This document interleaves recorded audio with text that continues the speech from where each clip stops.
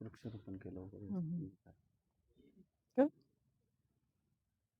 आज 9 ऑगस्ट जागतिक आदिवासी दिन.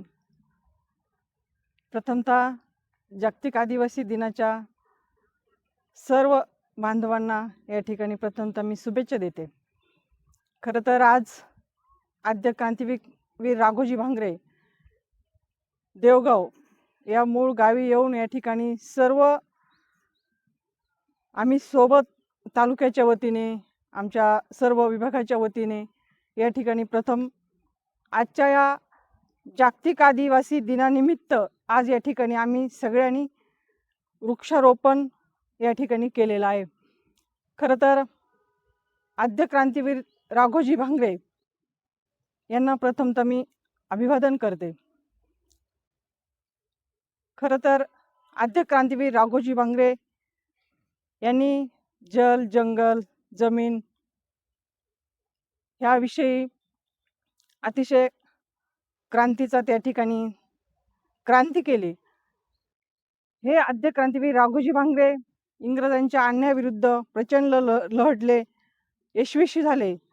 राया ठाकर असेल, बिरसा मुंडा असेल, तंट्या भिल असेल, हे सर्व थोर क्रांतिकारक हे अन्यायाच्या विरुद्ध लढले.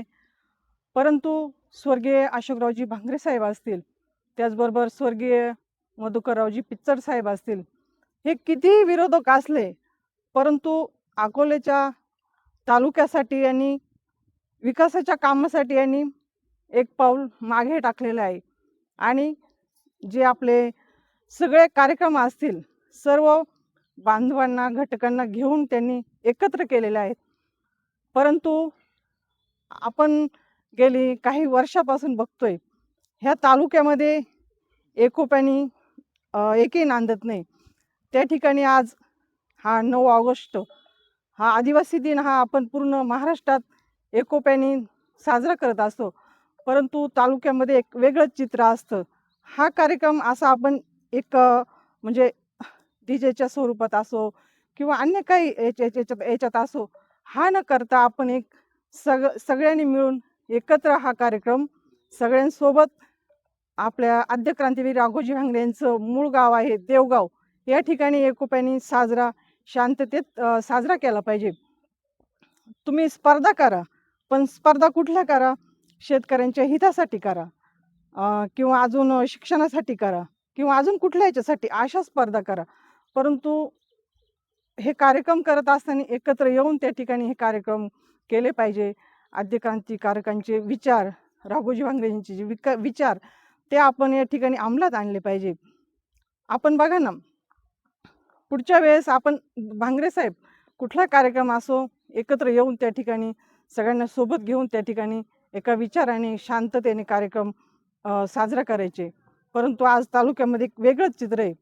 माझी सगळ्यांना विनंती आहे, कुठले कार्यक्रम करा, मी कुणावरही आरोप करत नाही, परंतु शांततेत राघोजी भांगरे यांचे विचार तुम्ही सगळ्यांना आपल्या पुढच्या पिढीसाठी प्रेरणा देणारे विचार आहेत ते आपण अंमलात आणले पाहिजे. आज या ठिकाणी आपण सर्वजण या कार्यक्रमासाठी आलेले आहात. मी सगळ्यांना परत एकदा जागतिक आदिवासी दिनाच्या खूप साऱ्या शुभेच्छा देत धन्यवाद. आज जागतिक आदिवासी दिनाच्या निमित्ताने आदिवासी समाजाची कर्मभूमी म्हणजेच आद्य क्रांतिकारक राघोजी भांगरे यांचं जन्मगाव देवगाव या ठिकाणी आम्ही सर्वांनी येऊन विनम्र असं अभिवादन केलं. या सर्व गोष्टी होत असताना आदिवासी समाजाच्या चालीरीती, रूढी, परंपरा ह्या जोपासल्या पाहिजेत. आदिवासी समाज एकोप्याने नांदला पाहिजे. आदिवासी समाजाची उन्नती होत असताना सर्वांना सोबत घेतलं पाहिजे. हाच उद्देश ठेवून सर्वच बांधवांनी एकत्रितपणे येऊन एकत्रित कार्यक्रम केला पाहिजे, हा सर्वांचा मानस असावा. आमचे मार्गदर्शक अमितदादा भांगरे हे वैद्यकीय उपचारासाठी बाहेर असल्यामुळे ते आज या ठिकाणी उपस्थित राहू शकले नाही. ते पुण्यामध्ये उपचार घेत आहेत. त्यांनी आम्हाला सांगितलं की जरी मी त्या ठिकाणी उपस्थित राहणं शक्य नसलं तरी तुम्ही कोणत्याही 1000 कुटुंब निवडा आणि त्या प्रत्येक कुटुंबाला 2-2 झाडं घरपोच करा. आम्ही मागील 8 दिवसापासून तेच काम केलं. प्रत्येक कुटुंबाला 2-2 झाडं पोच केली. आज देवगाव भूमीत येऊन देखील झाडं लावली आणि ती झाडं जोपासण्याचं काम देखील आम्हाला भविष्यामध्ये करायचं आहे. आदिवासी समाजाची उन्नती होत असताना भारतीय राज्यघटनेचे शिल्पकार महामानव डॉक्टर बाबासाहेब आंबेडकर यांनी घटनेमध्ये आदिवासी समाजासाठी आरक्षणाची तरतूद केली. आणि दुसरी गोष्ट सांगत असताना तेवढाच ऊर भरून येतो की या देशाचे महापिता खासदार शरदचंद्रजी पवार साहेब यांनी आदिवासी समाजासाठी राखीव असं बजेट बनवून दिलं की त्या बजेटमुळं आज हा समाज गुण्यागोविंदाने नांदतोय. त्यांना विविध योजना मिळत आहेत. त्यांच्यासाठी आपल्या हक्काचा वाटा त्यांनी काढून ठेवला.